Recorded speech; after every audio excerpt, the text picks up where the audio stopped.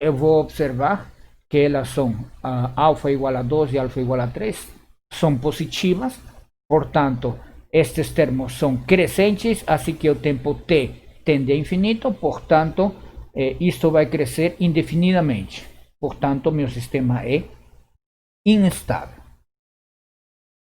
Quando alfa A e B, perdão, A e B são positivos, as minhas raízes de minha equação característica são negativas, menos 2 e menos 3. Vamos a ter esses dois termos, e elevado a menos 2t e e elevado a menos 3t. Certo? Obviamente, quando o t tende a infinito, estes dois termos tendem a zero. Portanto, ele vai estabilizar na origem. Então, é um sistema estável.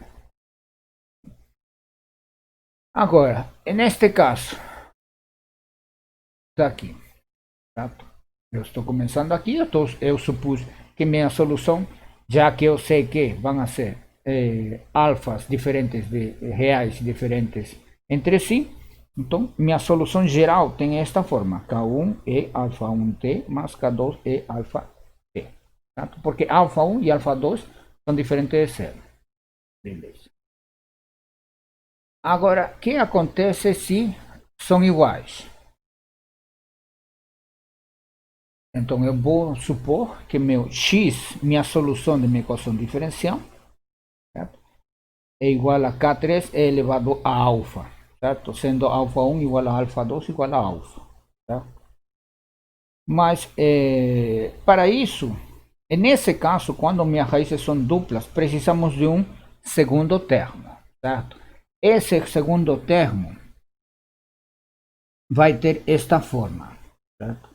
T elevado a E alfa T. Isso porque alfa são reais e duplas. Tá? Então, minha solução, tá? Neste caso, vai ser t e elevado a alfa t. Tá? Para o caso em que minhas raízes são reais e duplas.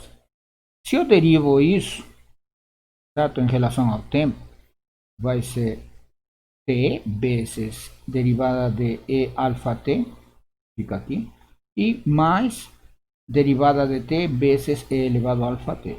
Tá? Então, a gente tem esta equação. Se a gente substitui estas derivadas, certo? Agora, se a gente substituir mais uma vez, temos esta expressão, certo? Temos que derivar pela segunda vez esta expressão. Vamos a chegar a isto e substituir na equação diferencial inicial, certo? Cada um dos termos, certo? Segunda derivada, o x dois pontos, que é toda esta expressão, mais a vezes derivada x pontos, certo? Então, toda esta expressão mais bx. Okay? Então, a gente vê que temos esta equação, que seria a minha equação característica, que ela tem que ser zero. Okay? A gente sabemos disso. Essa é a minha equação característica. Se a gente deriva essa equação característica em relação a alfa, vai ser 2α mais a igual a zero também, certo? Porque se isto é igual a zero, sua derivada também é zero. Portanto, esta expressão também seria zero. Então, esta minha suposição de txt igual a te elevado a alfa t é solução desta minha equação diferencial de segunda ordem homogênea. Portanto,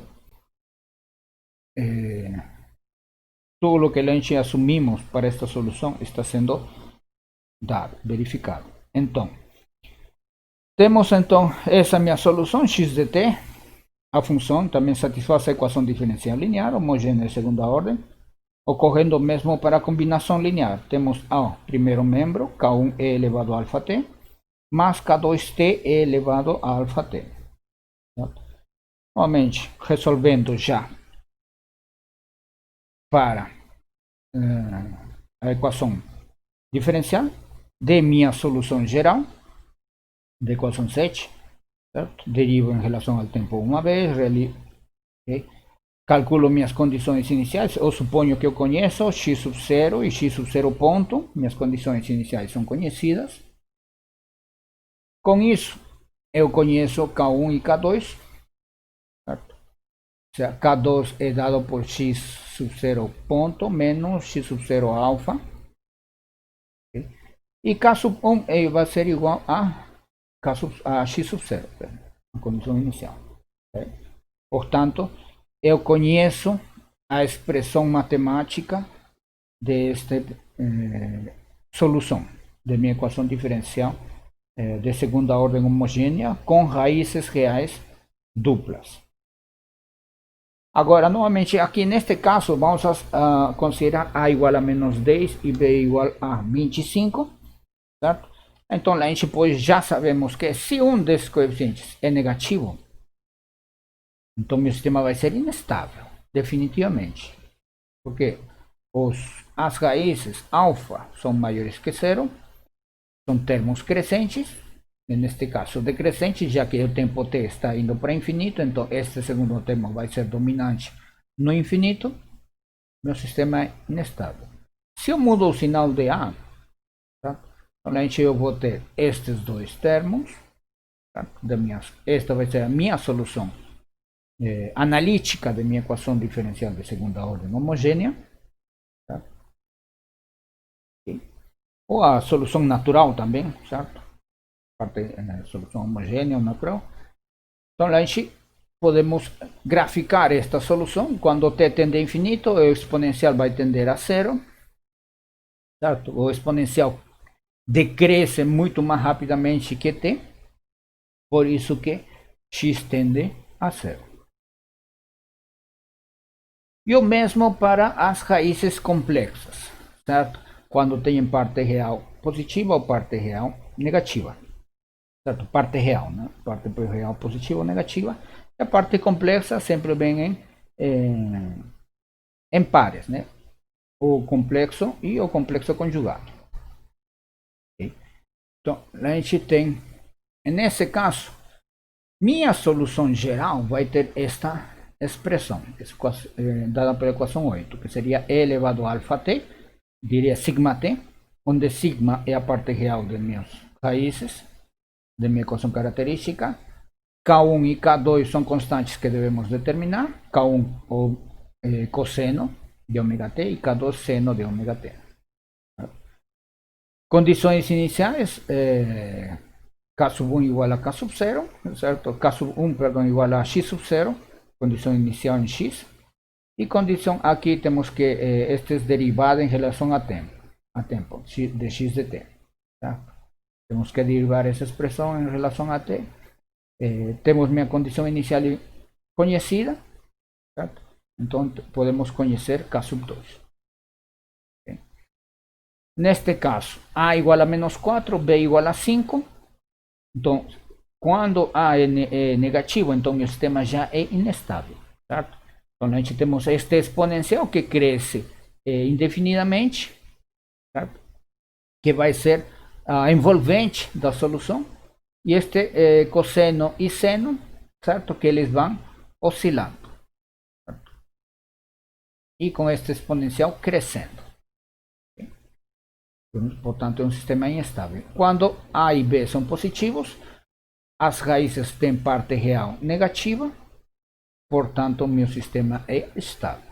Certo? Como a gente vê, condições iniciais, e eles vão estabilizar em zero, na origem. Então, aqui está um resumo de isso.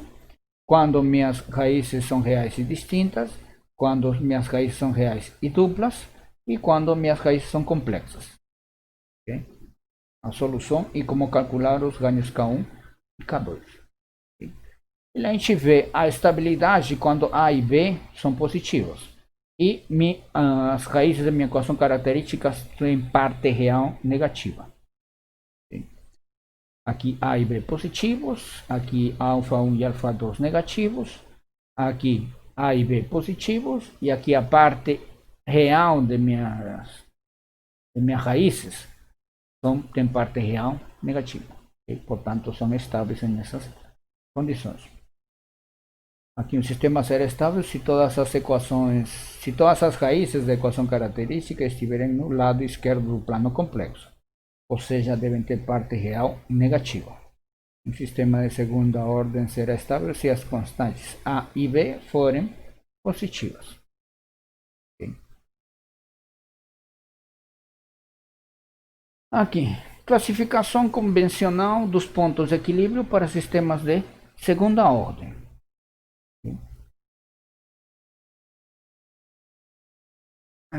Okay. Aqui a gente tem, se as minhas raízes são reais e distintas e estão no semiplano esquerdo deste plano sigma j omega, certo? Então este ponto de equilíbrio, a origem, certo? Do plano x1, x2 ou do plano x ponto vai ser um nó estável. Se minhas raízes são positivas e diferentes, eu vou ter um nó instável. Então, não, aqui não temos parte complexa, certo? São reais e positivos, distintos. Distintos ou iguais, tanto faz. Aqui, se eu tenho minhas raízes complexas conjugadas com parte real negativa, eu vou ter um foco estável. Certo? Vai convergir a origem. E se eu tenho minhas raízes com parte real positiva, certo? Eu vou ter um foco instável. Certo? Ele vai divergir, vai crescer oscilando indefinidamente. Certo? Então meu sistema vai ser instável. Agora tem o caso de que eu tenho um polo real negativo e um polo real positivo. Então esse ponto, a origem, vai ser uma cela. Tá? Porque tem aqui um autovetor de convergência para a origem e um autovetor de divergência que vai sair da origem, certo? Por isso que as trajetórias são desse tipo, é uma cela. Tá? E um centro eu tenho quando minha parte tenho polos complexos conjugados puros, sendo minha parte real é nula. Então, dada a minha condição inicial, ele vai ficar oscilando numa amplitude limitada, fixa, a uma frequência determinada. Certo? Se eu perturbo esse ponto, condição inicial, boto mais para cima, então ele vai oscilar com a outra amplitude.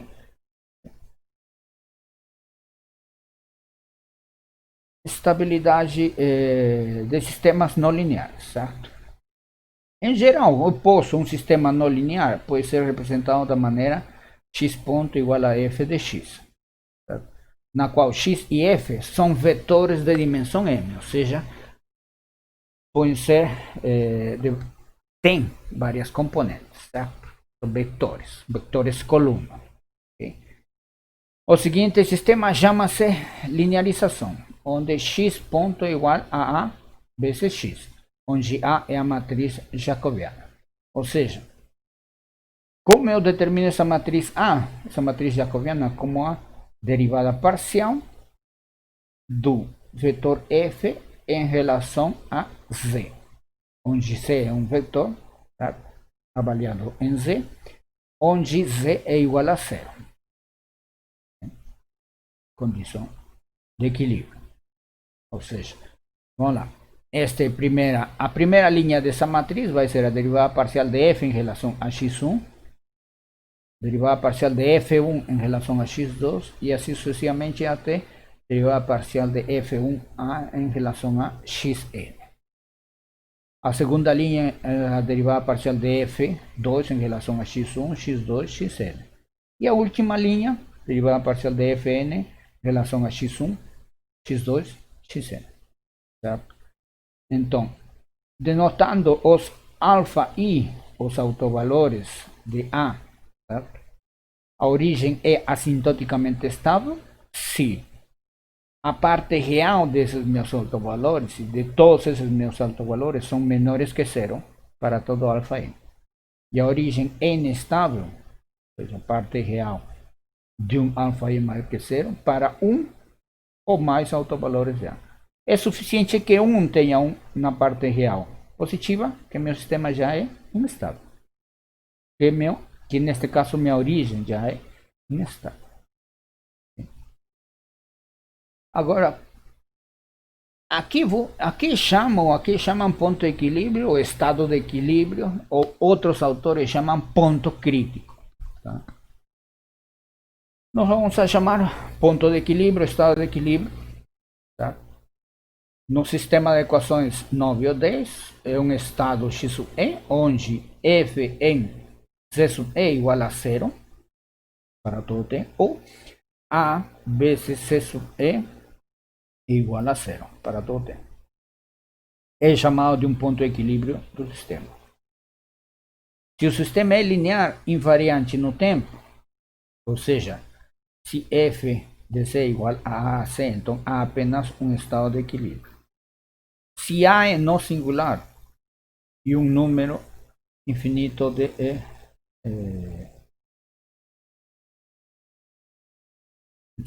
estados de equilíbrio, se A é singular. Sem perda de generalidade, podemos supor que C sub E igual a origem, certo? Podemos fazer uma mudança de variáveis de tal maneira que podamos llevar qualquer ponto de equilíbrio de um sistema para a origem. Okay? Certo. A gente vimos a semana passada para um sistema não homogêneo, certo? Um sistema não homogêneo, por quê? Porque eu tenho estas entradas. Certo? Essa é a única diferença. São sinais de excitação. E neste caso, em sinais de excitação constantes. Agora, se eu tiver um seno, ao invés de ter uma constante, uma função seno de t, de qualquer coisa ômega t, também vai ser um sistema, uma equação diferencial de segunda ordem não homogênea. Então, não há grande mistério em relação a isso. E vimos na aula passada que podemos resolver numericamente essas equações também, certo? Utilizamos o programa do Octave para a gente poder simular a solução numérica dessas equações diferenciais não homogêneas. Isso. Vamos lá, deixa eu ver aqui. Aqui diz exemplo 1. As equações diferenciais não homogêneas, certo? X ponto, ou derivada de x em relação a t igual a menos ax mais bxy, e y ponto é igual a dx menos dxy. Certo? Como eu calculo os pontos de equilíbrio desse meu sistema? Onde A, B, C e D são constantes positivas. Esse famoso sistema de equações é conhecido como o modelo predador-presa de Lotka-Volterra. Tá? Eu tenho então essa minha equação. Como eu calculo os pontos de equilíbrio? Simplesmente igualando a parte direita igual a zero, ou seja, menos ax mais bxy igual a zero, e dy menos x igual a zero. Certo? Eu tenho que resolver essa equação simultaneamente e os pontos de equilíbrio devem satisfazer ambas equações. Por exemplo, da primeira equação, posso tirar o seguinte. menos A más B y x é igual a 0. Então, aqui x é igual a 0 ou y é igual a sobre B. Da segunda equação, composto d menos cx y igual a 0. Então, eu tenho que aqui y é igual a 0 ou x é igual a d sobre c. Certo? Então, quais são os pontos de equilíbrio? Certo? Então, lá a gente poderia misturar essas coordenadas. Okay? Ou seja, podemos ter o seguinte ponto de equilíbrio: 0, AB, o possível ponto de equilíbrio, né? Certo? Podemos ter 0, 0. Podemos ter outro seria d sub c 0 e outro seria d sub c a sobre b. Certo? São 4 pontos prováveis pontos de equilíbrio. Se substituímos cada um destes pontos de equilíbrio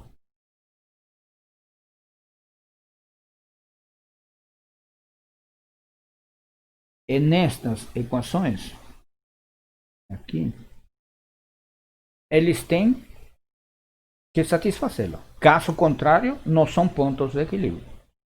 Okay?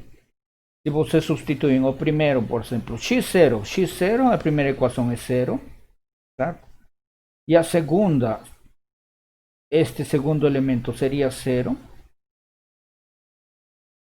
mas y é igual a A sobre B, e isso não é 0. Portanto, isto não é ponto de equilíbrio. O mesmo vai acontecer com este. Então, nesse caso de sistemas não lineares, a gente vamos ter, para este caso do Lotka-Volterra, temos dois pontos de equilíbrio.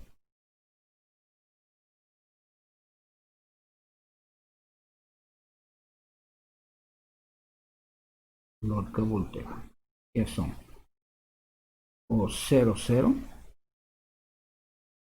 e o... deixa eu ver aqui... DCAB.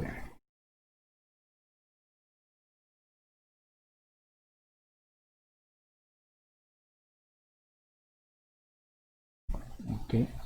Então, esses são meus dois pontos de equilíbrio de meu sistema Lotka-Volterra.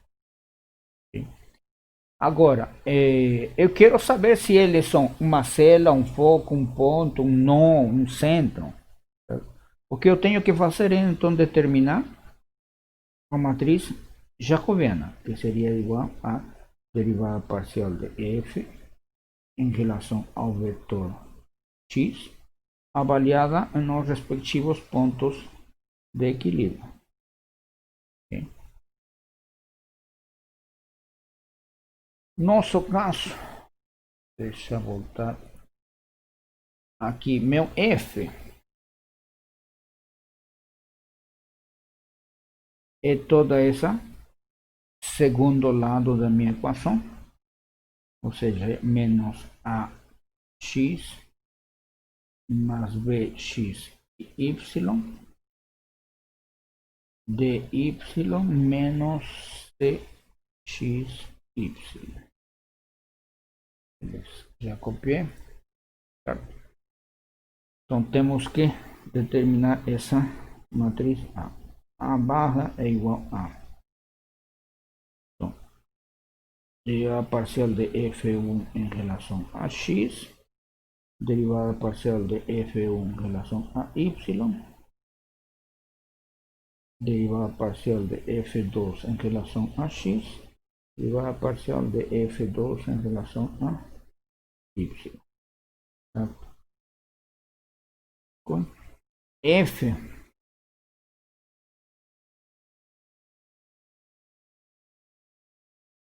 o sea, este elemento superior f1 y este aquí es f2. Certo?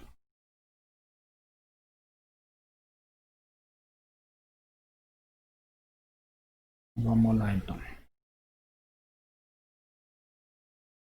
Vamos calcular a matriz A igual a, deixa ver, a derivada parcial de f1 em relação a x vai ser igual a menos a mais by. Derivada parcial de f1 em relação a y vai ser bx. Segundo, derivada parcial de f2 em relação a x vai ser menos cy. E derivada parcial de f2 em relação a y vai ser d menos c.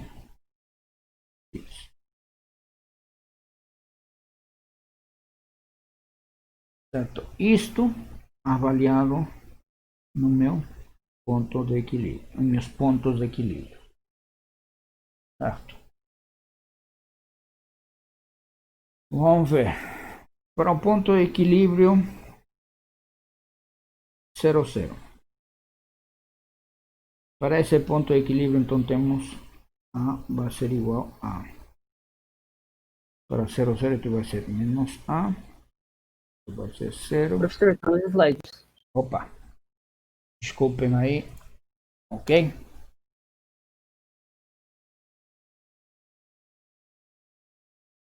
Ok, vamos lá. O 0, 0, certo? Então aqui também isto vai ser 0. E aqui vai ser D.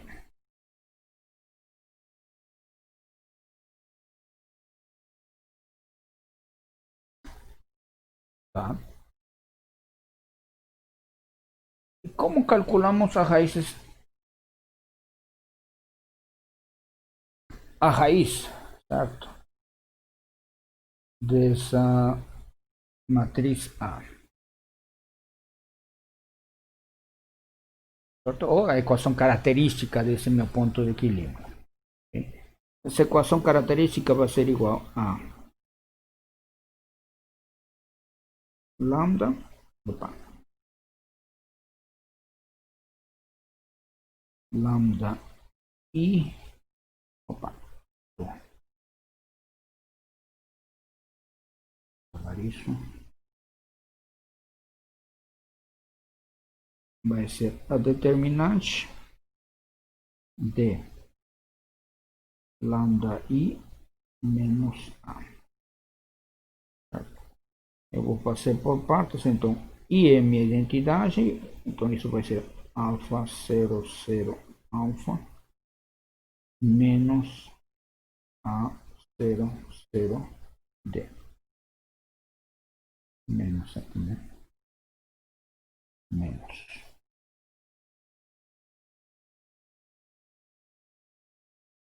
Então, aqui eu vou ter o seguinte. Alfa mais A, 0, 0 e alfa menos D. Agora eu tenho que obter o determinante disto, que vai ser igual a alfa mais A vezes alfa menos D. Certo? Então, já estou vendo que eu vou ter duas raízes reais diferentes, uma positiva e outra negativa. Certo? Então, vamos para a seguinte página. Então, alfa 1 vai ser igual a menos A e alfa 2 vai ser igual a D. Certo? no enunciado do problema, me dizem que A, B, C e D são constantes positivas. Okay? Como eu tenho, então, minhas raízes são reais, uma é negativa e a outra positiva, então o ponto de equilíbrio 0, 0 é uma célula.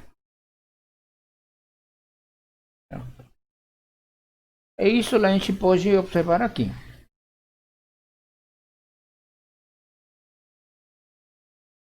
Certo?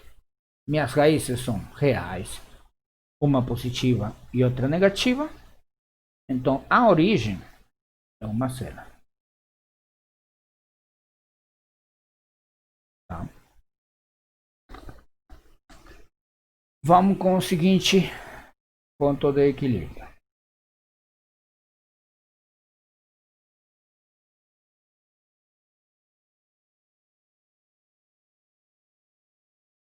Certo? O seguinte ponto de equilíbrio é D sobre C,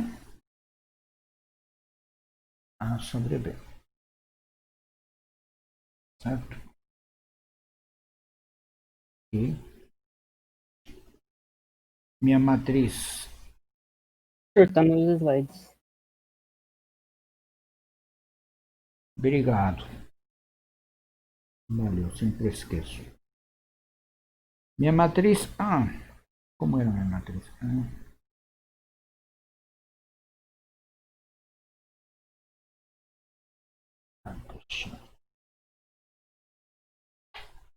Copiar esto.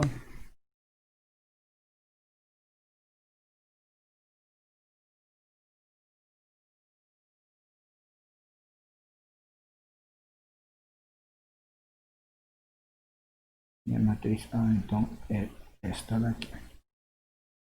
Menos A mais BY, BX menos CY, E menos CY. Isso avaliado neste ponto de equilíbrio, certo? Vamos a botar todo isso aqui. Então, essa matriz A vai ficar da seguinte maneira. Menos A mais BY. Então, este é A, B. Certo? Isso vai ser 0. Aqui tenho B vezes X. Este vai ser D. Então, aqui tem menos CY. Este vai ser A, B.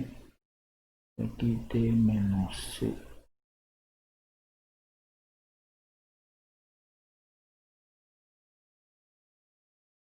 Espera aí. Ah, não. Aqui é X, né?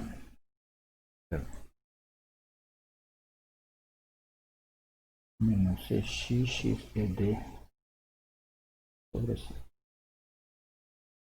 Então, isto assim, resumidamente, vai ser 0 BD sobre C menos A C sobre B.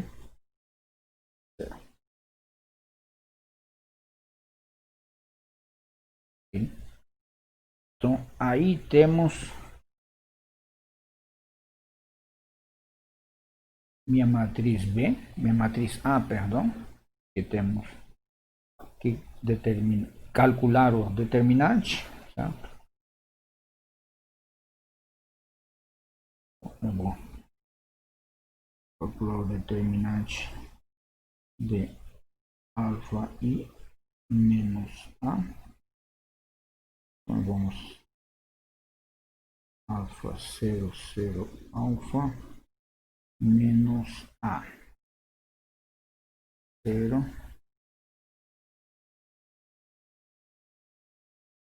menos AC B, BD sobre C, 0.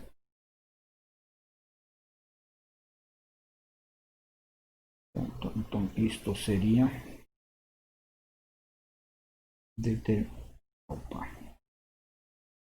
determinante de alfa, aqui alfa, aqui menos BD sobre C, e aqui mais AC sobre B. E isso vai ser igual a alfa quadrado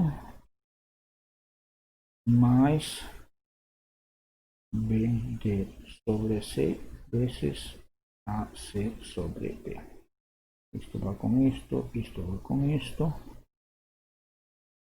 Então, isto é igual a alfa quadrado mais AD. Isso é igual a 0. Então, alfa 1 e 2 vai ser igual a menos J raiz quadrada de AD. Mais menos, né? Então, em ponto de equilíbrio 2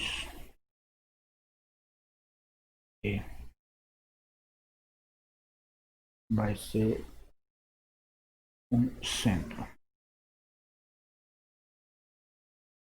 Porque temos parte real nula, só temos parte imaginária em complexo conjugado. Tá? A e B, A e D são constantes positivas, portanto o produto também é positivo. Raiz quadrada de um número negativo é um número complexo, tanto mais ou menos J ou I raiz quadrada de AB. Okay? Então temos um centro. E a gente vê, ou seja, se a gente simula esse sistema, a gente vai ter, vamos observar,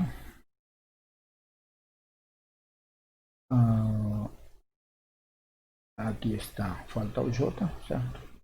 Vamos observar um sistema que a origem é na cela, e esse ponto, o outro ponto de equilíbrio, que é este DCAB, esse vai ser um centro. Agora, por exemplo, este é um sistema não linear, conhecido como oscilador de Van der Poel, pelo comportamento que ele tem. Ele é bastante interessante de ser estudado, dependendo dos valores dos parâmetros M e C, a gente tem um determinado comportamento. O ponto de equilíbrio do sistema, se vocês verificam, é igual a zero, então x sub 2 é igual a zero, é o único valor. Se a gente substitui aqui, então x sub 1 tem que ser igual a zero, é o único ponto de equilíbrio que ele tem. Mesmo sendo um sistema não linear, é o único que tem aqui. A matriz jacobiana, se a gente deriva, é esta matriz. Certo? E aqui está a equação linear. Este é um exemplo no MATLAB. Certo? Uma equação linear de segunda ordem. Aqui estes meus sistemas. Isso, esses são os exemplos que a gente vimos a aula passada, mas no Octave. Isto é para o MATLAB. Essa é a única diferença. Aqui algumas. A gente vê, calcula. Cadê você calcula? Tá. A equação, esta equação até aqui.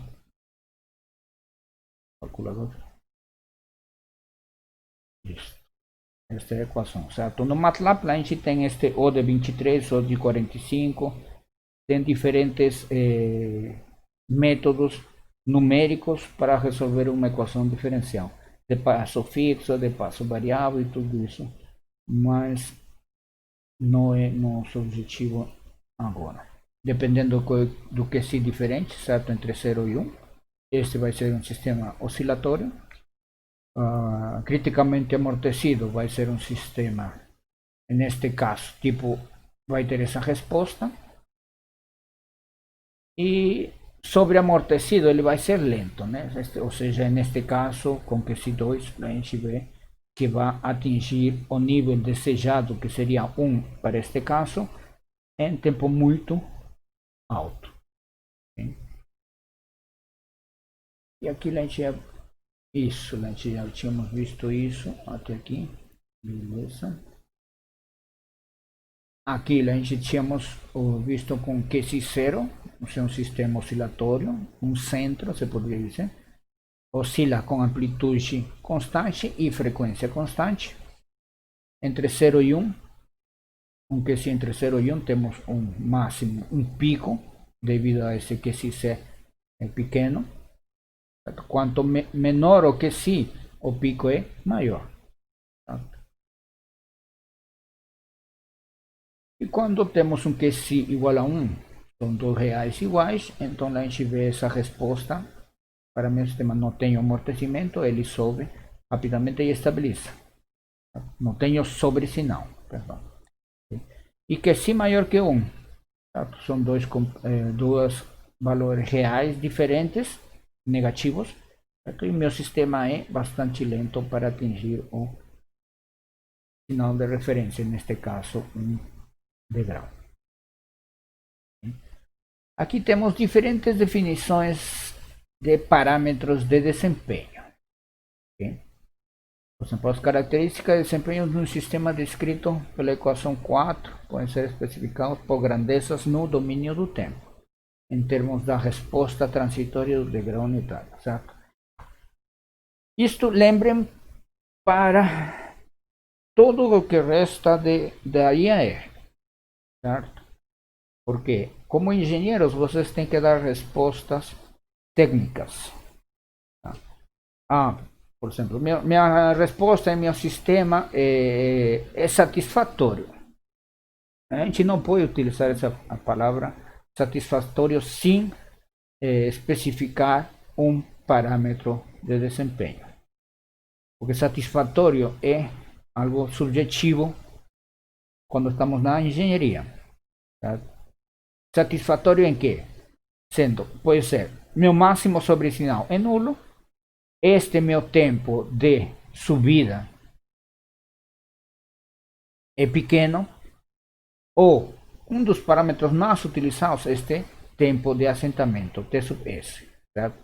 Ou seja, é esse tempo em que a resposta do meu sistema, a saída, entra dentro de uma faixa de valores de 0,2 ou 0,05 de erro em relação a este valor de referência 1. E o que se espera que um sistema seja esse tempo de assentamento seja o menor. Tempo de atraso. No tempo necessário para que a resposta transitória alcance metade do valor do regime permanente pela primeira vez. Okay? Ou seja, é este tempo. Aqui eu quero que seja 1, então é o tempo necessário para ele atingir 0,5. Okay? Tempo de subida. Tempo de subida é o tempo necessário para que a resposta transitória passe de 0 a 100% do valor do regime permanente pela primeira vez, certo? Ou seja, desde 0, T sub R, até 1. Certo? Neste caso, este tipo de resposta é um sistema subamortecido. Por quê? Porque tem este sobresinal, MP, máximo sobresinal. Okay? Então, nesse caso, o T, resolvemos a equação 5. A equação 5 é esta equação daqui, para o qual de manera que x en ese tempo t seja igual a E sobre ômega n sobre 2, certo? Valor de estacionário. Okay? Então temos, se a gente faz igual, isto com isto vai embora,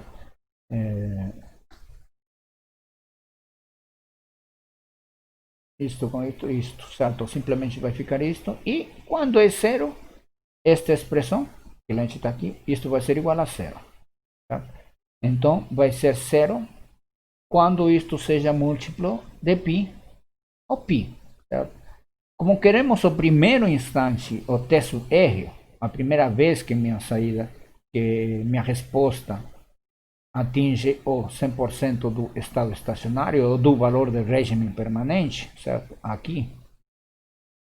Então, isso vai ser π. Se eu resolvo para π, tempo r, certo? O tempo de subida, então esse meu tempo de subida é t menos arco tangente de ômega d sobre esse ômega n dividido por ômega d. Certo? Então, aqui a gente vê, para estes sistemas de segunda ordem, todos estes valores que a gente vai ver são válidos para sistemas de segunda ordem subamortecidos. Então, são como uma referência daqui para frente. O tempo de pico é o tempo necessário para que a resposta transitória alcance o pico, o primeiro pico de sobresinal, igualando a derivada de 5 a 0 e resolvendo para t. Certo? Desta equação eu vou resolver, derivo em relação ao tempo igual a 0 e resolvo para o tempo t sub p. Certo? Vou derivar em relação ao tempo, tudo isso passo a passo, é igualar a 0. Nesse caso, aqui, isto não vai ser 0, isto também não vai ser 0, a única que pode ser 0 é esta expressão daqui. Então, ou esta expressão daqui, né? Esta expressão pode ser qualquer valor, esta seno de ômega de t,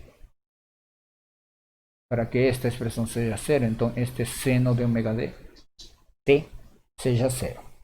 Então, esse seno vai ser 0 quando ômega de t sub p é igual a 0, π, 2π, 3π, tanto faz.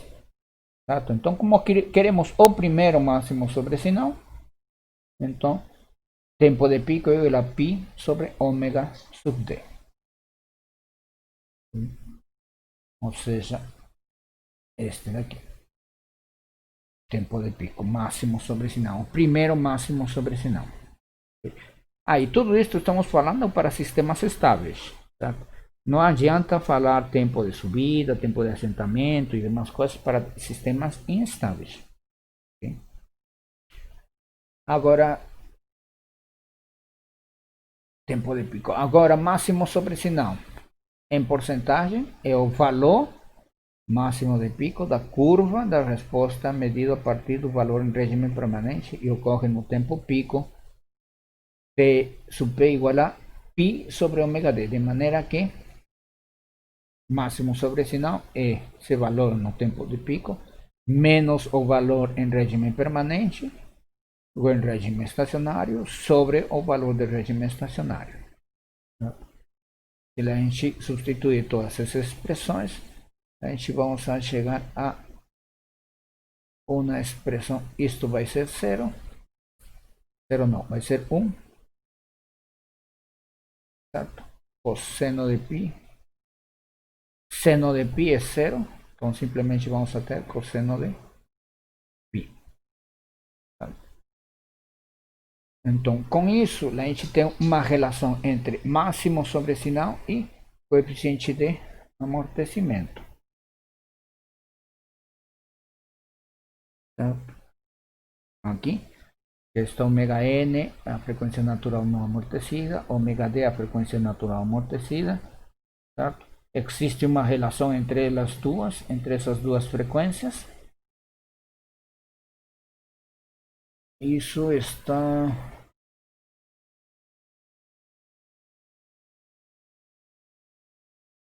Onde está? Aqui. Certo? Esta é a minha frequência ômega sub D, que é a minha frequência natural amortecida, e ômega sub N é a frequência natural não amortecida. E em função de esse aqui si ao quadrado, para um sistema subamortecido. Então, a gente tem uma relação que existe entre máximo sobre sinal e coeficiente de amortecimento. Certo? Exponencial disso. Okay? Curva do máximo sobre sinal com coeficiente de amortecimento. Se o coeficiente de amortecimento é zero, certo? Meu máximo sobre sinal é 1 ou 100%. Se o coeficiente de amortecimento é já a partir do 9, 0,9 ou 0,80 e tantos, esse máximo sobre sinal desaparece. Okay? Ou é desprezível.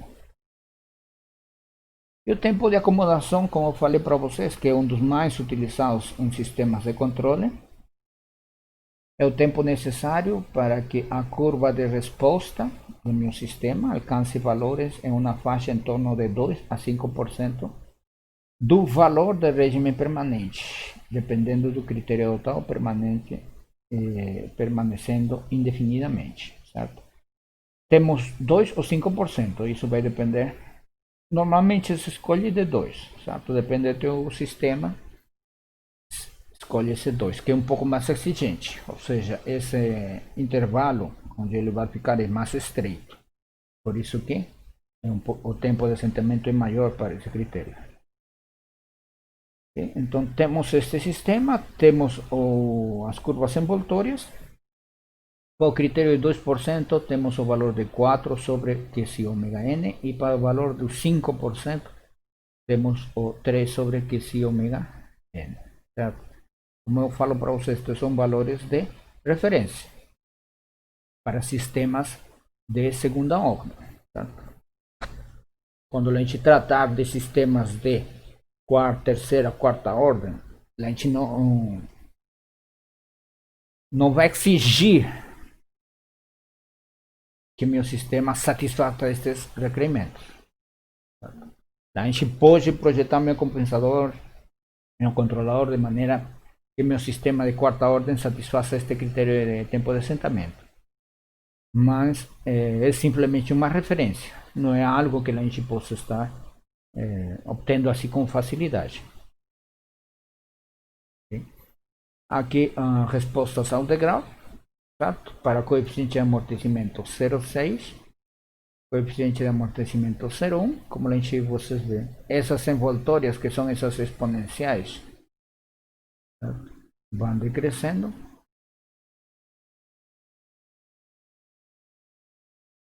A ver, por exemplo, como exemplo, considere a equação de diferencial 4, na qual que se é 0,6, ômega n 5 radianos por segundo, e E igual a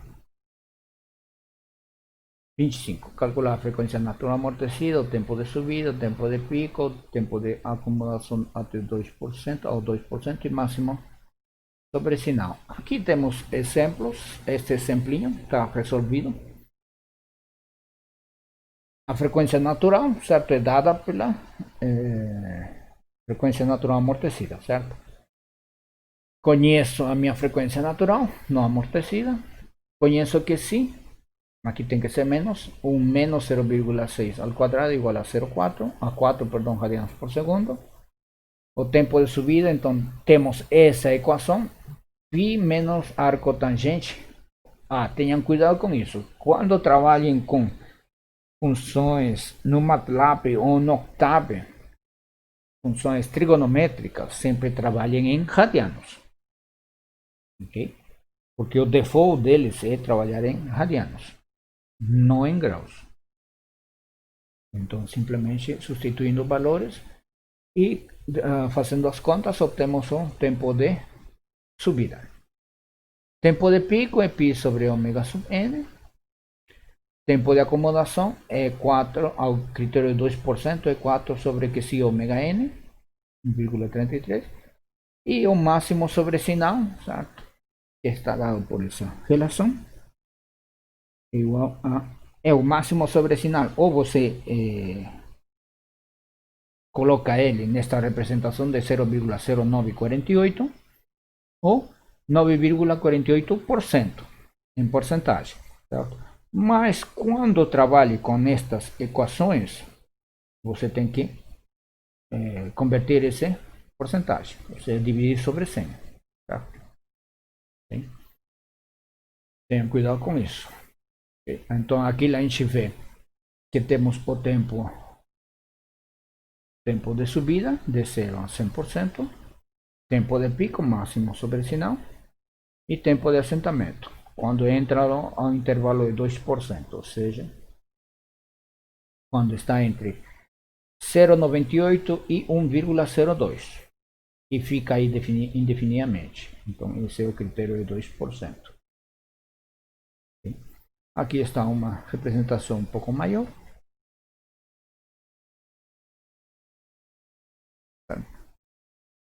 Se esta é uma resposta apropriada ou satisfatória, a gente tem que especificar por que ela é satisfatória, não simplesmente temos um bom resultado, mas bom resultado em relação a quê?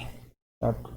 Engenharia você deve especificar a um dado técnico ou um valor de algum parâmetro de desempenho para te indicar que a resposta é boa em comparação a outras. Mas boa por quê? Em comparação a quê? Certo?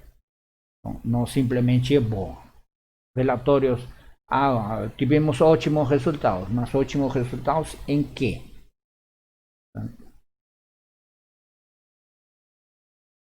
Especificações de resposta transitória, entrada, função, impulso. Aqui a gente tem, ao invés de termos um degrau unitário, como neste caso, este é meu sinal de referência, ou seja, é meu sinal de excitação. Tá? 1. Aqui eu vou ter uma entrada impulso. Ou seja, no instante 0, t sub 0, certo? Eu vou entrar com impulso e só isso. Depois é nulo, é zero, certo? Então, nesse caso, a solução da equação 4 dessa minha equação diferencial para uma entrada impulso para o caso em que o QC está entre 0 e 1 é dada pela derivada da resposta ao degrau. Ou seja, x de t está dado por esta equação. Certo? Esta equação, certo? Sabemos que a minha solução de meu sistema subamortecido, como meu degrau, deixa aqui porque é um impulso, certo? Ou seja, este é tempo t, este é 0, este é 1 e aqui vai ser f de t, tanto faz, né? F de t. Esse é meu sinal de referência, certo? Ou mais especificamente,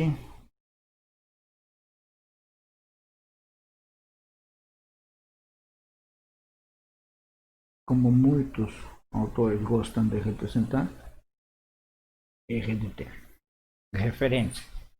Tá? Então, nesse caso, num instante t0 existe uma variação muito instantânea. Certo? Na verdade, isso não existe na realidade, mas estamos supondo isso teoricamente, que essa mudança é instantânea. Então, temos esse sinal de referência. Quando derivamos esse sinal em relação ao tempo, então aqui, tempo t, vamos ter uma função impulso, delta dt, certo?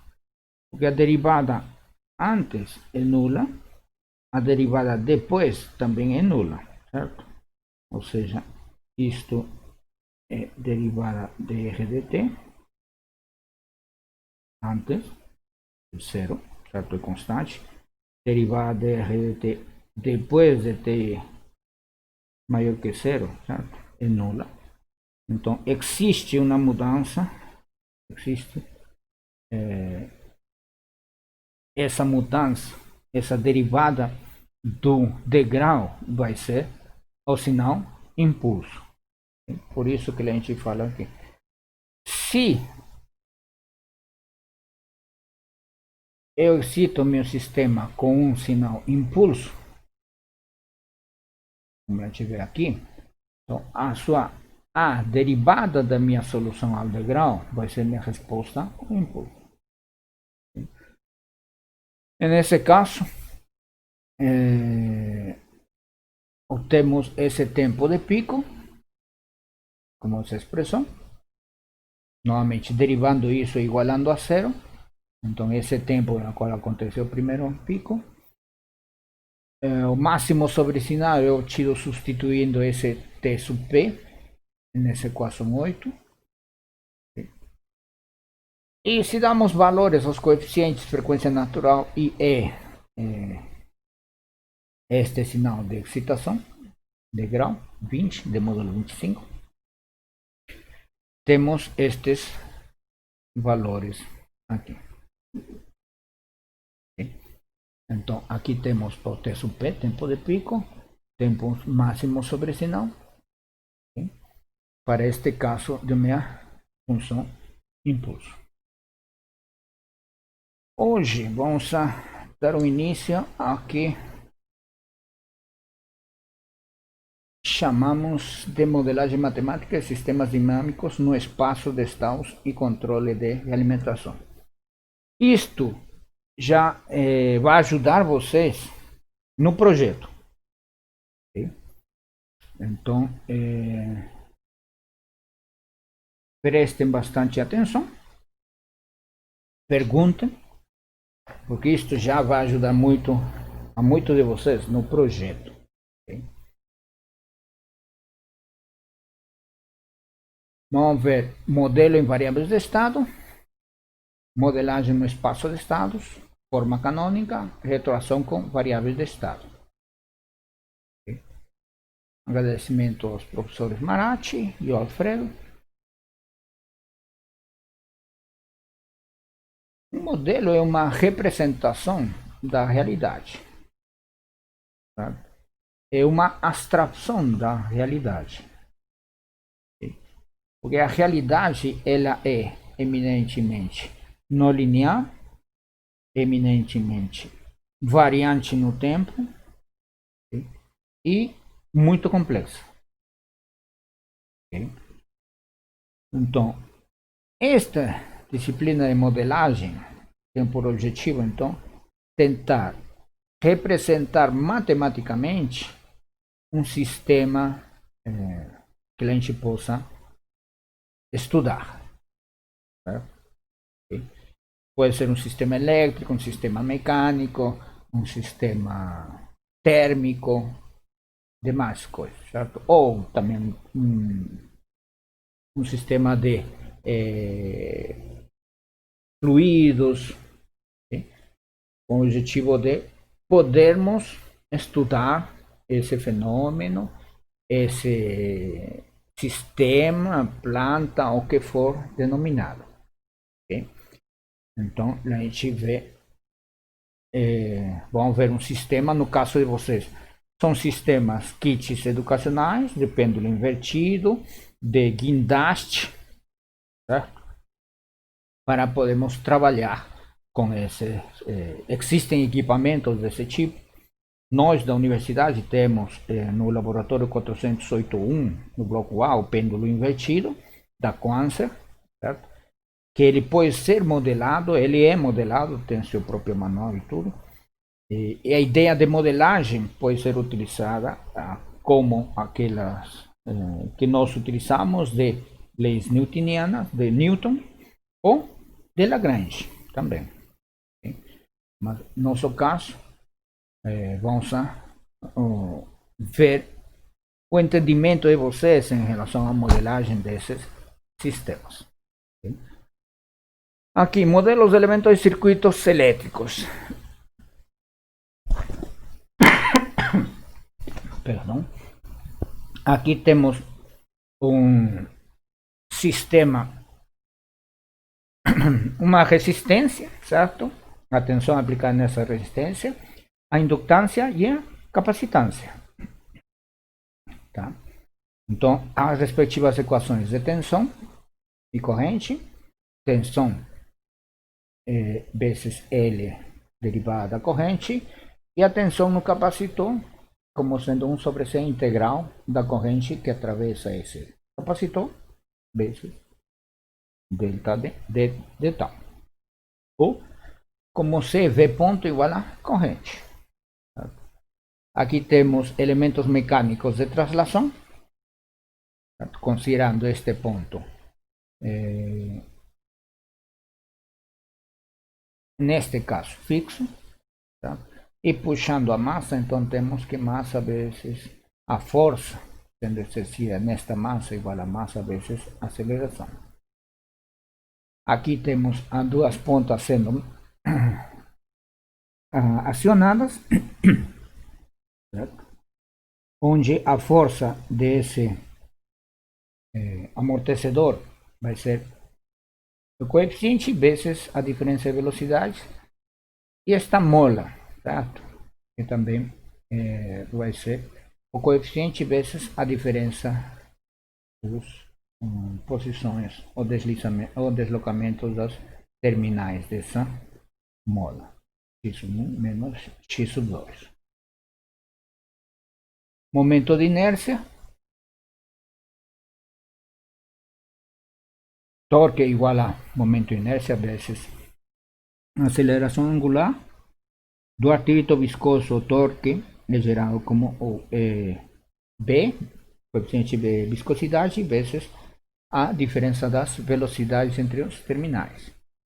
E a mola rotacional, o torque vai ser igual a K, vezes a diferença de deslocamento dos terminais.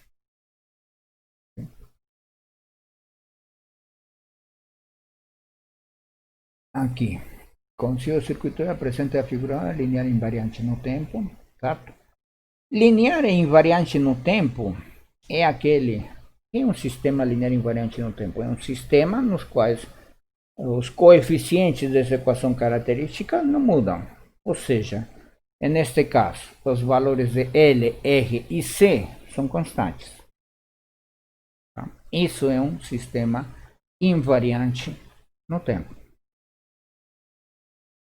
Ou seja, estamos supondo que o indutor, resistor e capacitor não vão mudar no tempo, e isso é uma hipótese, porque na realidade eles sofrem desgastes ao longo do tempo, o valor de L, R e C muda.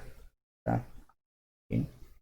Por isso que alguns equipamentos chegam a funcionar de maneira não apropriada, portanto tem que se substituir os componentes. A entrada U é a diferença de potencial elétrico aplicado no circuito, conforme a figura 4, e a saída V sub C dt do sistema é a diferença de potencial elétrico.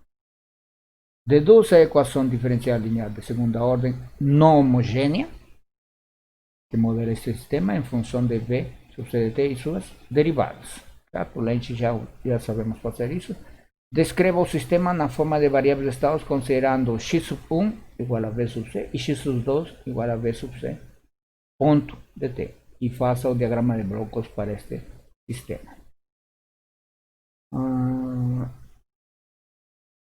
Beleza? Vamos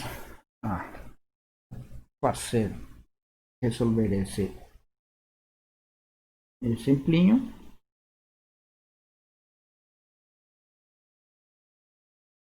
E lá a gente vamos a introduzir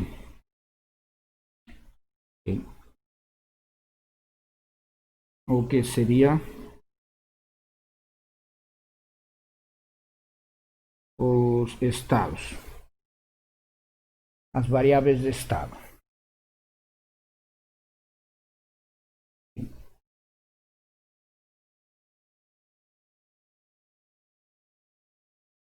Vamos lá.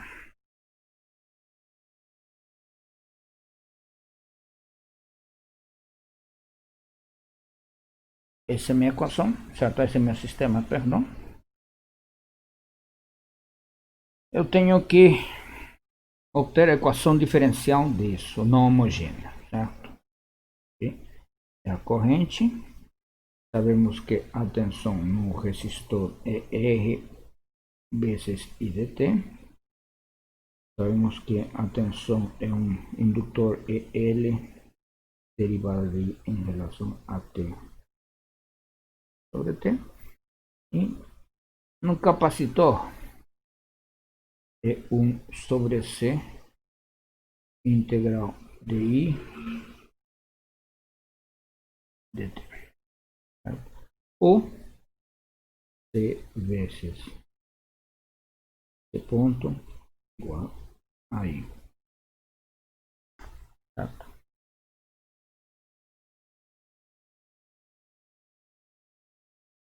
Aqui.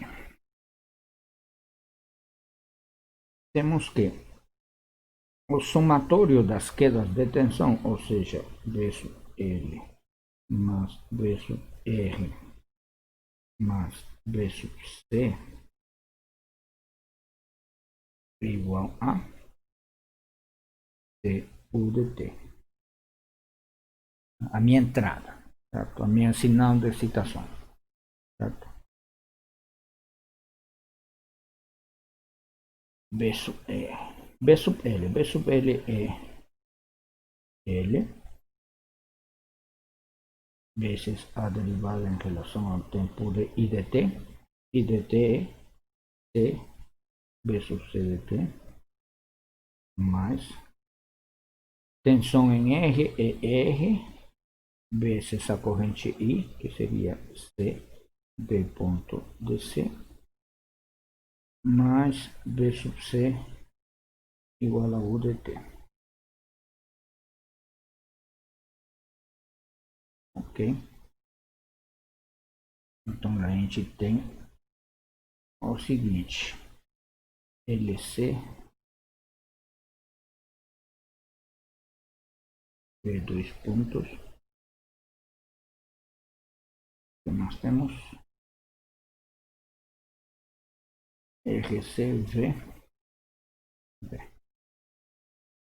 RC V sub C ponto mais V sub C igual a U dt. Tá? Que nos diz o problema? O problema é reduz a equação diferencial linear de segunda ordem não homogênea que modela esse sistema em função de V sub C e suas derivadas, certo? Essa é a primeira parte. Primeira parte está feita.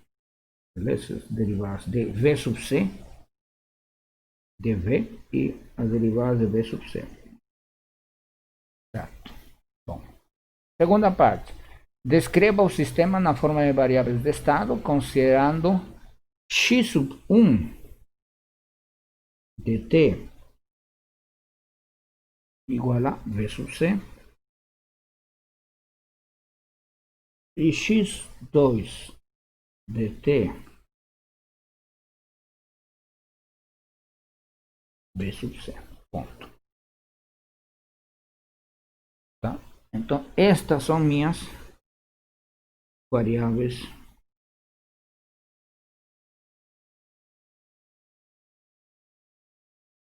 de estado.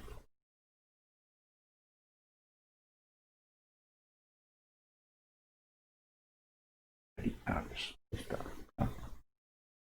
Ok? Como escolho isso?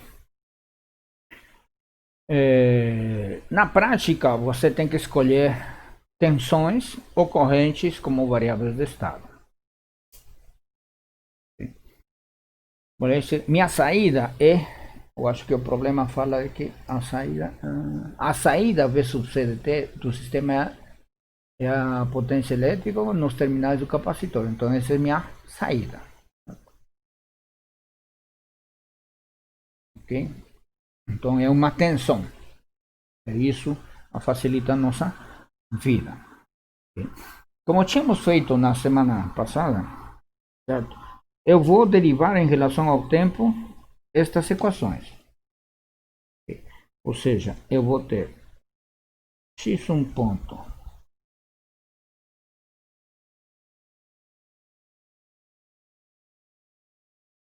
igual a B sub C ponto, mas isso é igual a x2. Beleza. Agora o outro, x2 ponto igual a V sub C, dois pontos, certo? E isso vai ser igual a U de T menos V sub C. V sub C é aqui.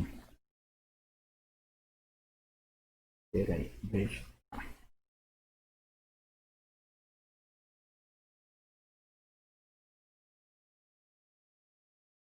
Menos V sub C, mas V sub C é x1. Certo? Menos RC V sub C ponto. V sub C é x2. Isso dividido por L. Certo? A gente resolve V sub C dois pontos e vamos obter essa representação. Então, aqui tenho que x1 ponto é x2 e x2 ponto é igual a menos 1 sobre LC x1 menos R sobre L x2 mais 1 sobre LC por dt. Então, essa é a minha representação no espaço de estados do meu sistema. Ou seja, eu estou representando uma equação diferencial de segunda ordem, certo? Em duas equações diferenciais de primeira ordem. Descreva e faça o diagrama de blocos para este sistema. Tá? Então, eu quero fazer o diagrama de blocos desse sistema. Tá? Como vou fazer esse diagrama de blocos? Eu vou ter que ter dois integradores.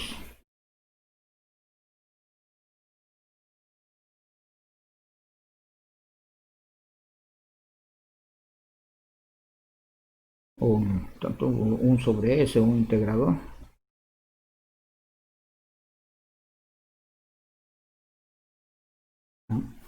Esta, a primeira saída vai ser x1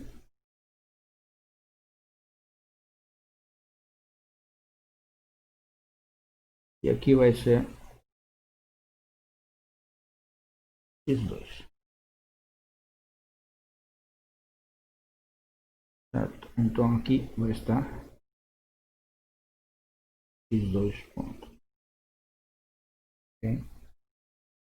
Ou seja, as saídas de meus integradores vão ser minhas variáveis de estado. Então aqui eu tenho que formar a equação, minha segunda equação.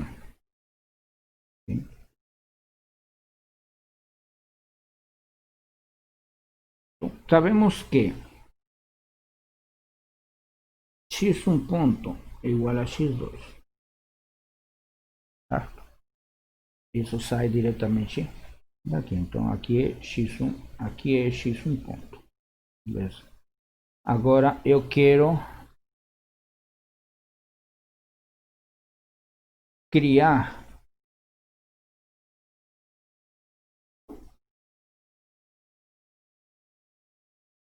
esta segunda equação, esta daqui.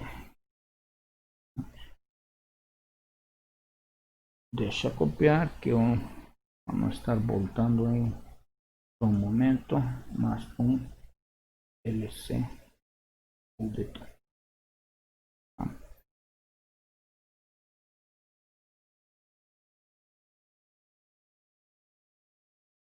Então temos que fazer aqui o seguinte.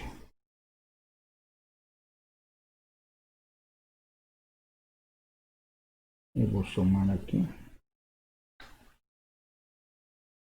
Ou posso, vamos ver. Aqui x2. x2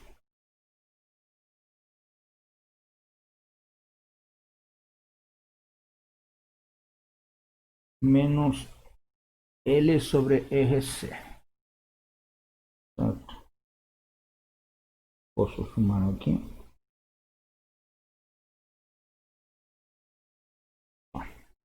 Ficou horrível.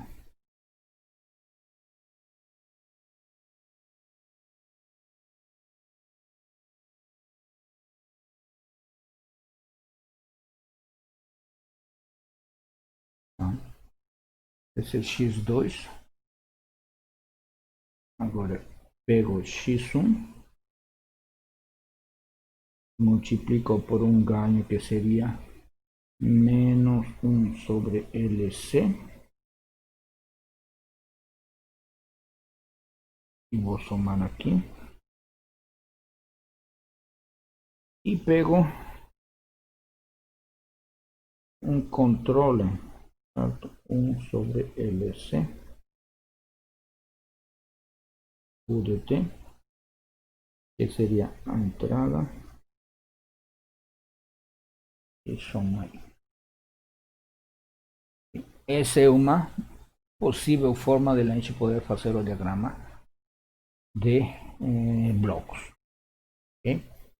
Então, na próxima aula, vamos fazer um outro, mais bonitinho, para a gente poder ver que não existe uma única forma para podermos fazer o diagrama de bloco de um sistema.